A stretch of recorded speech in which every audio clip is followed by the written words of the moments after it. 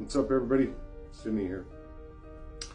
It's time for us to have a little conversation, a little heart to heart, if you will. You see, you guys are being told a lie. Well constructed, well conceived delusion. And you're buying into it hook, line, and sinker. You see, your politicians are all in bed together. Every one of them. It doesn't matter if it's Pierre Poilievre, Justin Trudeau, Mary Simon, Mark Carney, Joe Biden, Donald Trump, Putin,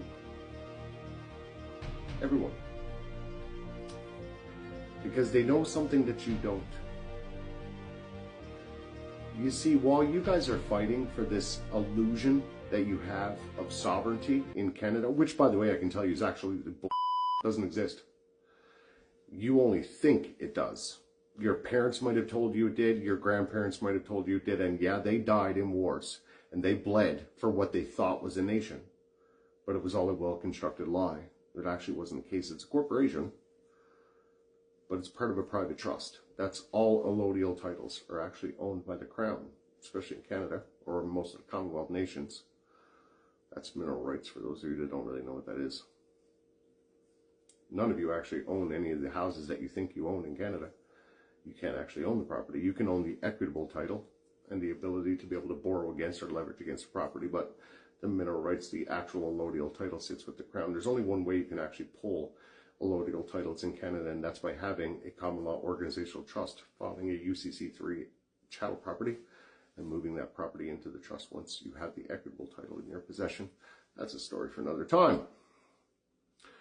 What I'm going to tell you about right now is the big fat lie that nobody else wants to talk about. Let's talk about the elephant in the room. Why? Why is everybody targeting Canada?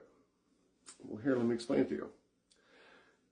Back in the day, you guys had the East India Trading Company, right? That always tried to find the Northwest Passage. Has it not set into you yet that you're not on a big spinny ball? Have you not caught on to the narrative of why Russia owns one side of it? Then it goes into Alaska being the United States. Then we have the Yukon, Northwest Territories, and Nunavut, and then Greenland up the other side for the holy little trifecta to make a complete circle. Now do you know why Yukon, Northwest Territories, and Nunavut are listed as territories and not provinces? Oh, did that not set into you?